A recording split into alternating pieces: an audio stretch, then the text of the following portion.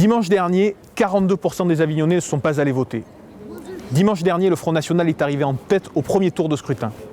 Si ça continue comme ça au second tour, l'extrême droite arrivera au pouvoir dans notre ville et dans notre agglomération. Le Front National à la mairie, d'autres ont essayé, on a vu ce que ça a donné. Marignane, les impôts et la dette ont augmenté. Les promesses ont été bafouées et les grandes zones commerciales ont remplacé les projets de complexes et de loisirs. Toulon, les impôts locaux et la dette ont explosé. Et la mairie s'est illustrée pour les discriminations à l'embauche. Vitrolles, suppression des subventions destinées à la jeunesse, à la culture et aux loisirs. Détournement des fonds municipaux pour payer la campagne présidentielle de Bruno Maigret. Et le pompon, Catherine Maigret, qui débarque, la directrice du cinéma municipal, pour avoir simplement programmé un film sur le HIV. Et Orange, me direz-vous? Eh bien Orange, si les impôts ont baissé, c'est parce que les subventions pour la culture, pour la jeunesse, pour le loisir et pour l'insertion ont été supprimées. Et ces subventions, elles sont désormais compensées par les autres collectivités territoriales et par l'État. En clair, ce sont nos impôts, ce sont nos taxes qui aujourd'hui payent le train de vie de la famille Bompard, comme le souligne et le dénonce la Cour régionale des comptes. Tout ça, vous pouvez le vérifier par vous-même en ligne et dans les archives des journaux. Et même si le FN ne remporte pas la mairie, il peut être en mesure de faire basculer l'agglo.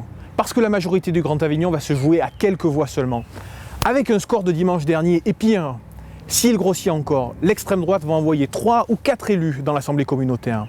Additionnés aux autres élus Front National ou Rassemblement Bleu Marine, venus du Pontet ou d'autres villes de l'agglo, ce sont pas moins de 6-7 élus qui constitueront un nouveau groupe d'extrême droite qui sera en capacité de faire et de défaire la majorité sur chaque décision.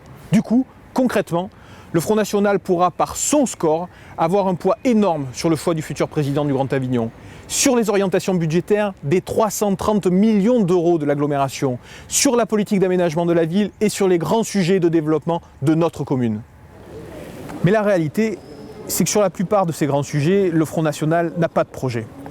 Parce qu'au final, qu'est-ce que vous avez retenu du programme du Front National pour Avignon ? La vérité, c'est que l'extrême droite n'a pas de solution concrète à vous proposer. Il te parle de propositions nationales, et quand il parle de local, c'est une mauvaise photocopie du programme des voisins. En bref, le FN il s'intéresse à ta voix, mais il ne s'intéresse pas à toi.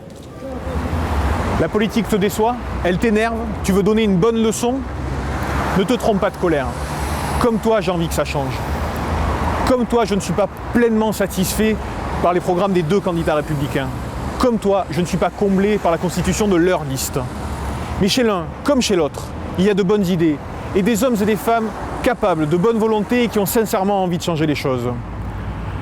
En votant, tu te donnes le droit de leur demander des comptes. En votant, tu te donnes le droit de râler. En votant, tu te donnes le droit de contrôler ce qu'ils auront fait. La France nous regarde. Et parce qu'Avignon, c'est Avignon, le monde entier nous regarde.